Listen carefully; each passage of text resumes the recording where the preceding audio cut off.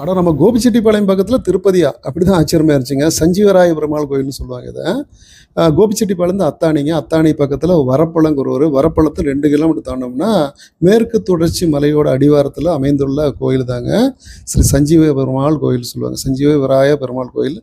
எங்கள் ஆதி காலத்தில் ஹனுமன் சஞ்சீவி மலையை தூக்கிட்டு போகும்பொழுது அது ஒரு தொண்டம் இங்கே விழுந்ததாகும். அது பாறையாக காட்சி அளிக்குதுங்க.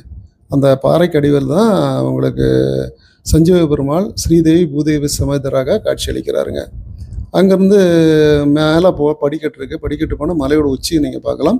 அங்கேருந்து வெங்கடேஸ்வர பெருமாள் திருப்பதி ஏழுமலையான்னு காட்சி அளிக்கிறாருங்க. அங்கே திருப்பதியில் எப்படி உருவமோ அதே உருவத்தோட பெரிய உருவத்தோட கண்கொள்ளா காட்சிங்க. அங்கேருந்து நல்ல ஒரு தரிசனம், இது கண்கொள்ளா காட்சி. அங்கேருந்து மேலே உச்சிக்கு போனோம்னா சரபேஸ்வரர், உக்கர நரசிம்மர், பிரகலாதன் இங்கே இருக்கேன் அப்படின்னாங்க. போகிறதுக்கு அங்கே போனோம். அங்கே போகிற வழியில் நவகிரக தலங்கள், தனித்தனி சந்நிதிகளுங்க நவகிரகத்துக்கு. நல்ல ஒரு இயற்கை அழகு. திருப்பதி எப்படி இருக்குது அதே மாதிரி தான் இருக்குங்க. இடம் ஃபுல்லாகவே நிறைய தென்னை மரங்கள், நல்ல ஒரு இயற்கையாகவே இருந்துச்சு. ரொம்ப அற்புதமாக இருந்துச்சுங்க.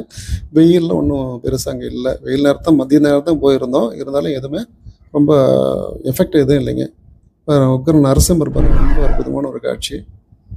அங்கே மேலேருந்து பார்த்தோம்னா இயற்கை அழகை பார்க்கலாங்க. நல்ல ஒரு பச்சை பெசல்னு எல்லாம் தென்னை மரங்க, வயல்வெளிகள் எல்லாமே சூப்பராக மேலேருந்து பார்க்குறது ரொம்ப அற்புதமாக இருந்துச்சு. பிரகலாதன்லாம் காட்சி அளிக்கிறது பாருங்க, போட்டு சூப்பராக இருக்கு. இந்த மாதிரி கோயிலெலாம் சரபேஸ்வரர் அப்புறம் மேலே பாறைகள் நிறைய இருக்குது. இதெல்லாம் நவகிரக சந்நிதிகள். இதெல்லாம் நல்ல ஒரு அற்புதமான திருத்தலம். ஏகாதசி சனிக்கிழமைகள் புரட்டாசி மாதம் ரொம்ப விசேஷ பூஜை வைப்பாங்க. அங்கேருந்து நாங்கள் அத்தானி மணி கூல்ட்ரிங்க்ஸ் கடையில் தேங்காய் பால் ஃபேமஸ். இங்கே குடித்து பயணம் நிறைவுங்க. கோபிச்செட்டிப்பாளையம் வந்துட்டோம். இந்த பதிவு பிடிச்சா லைக் பண்ணுங்கள், ஷேர் பண்ணுங்கள். மீண்டும் அது நன்றி.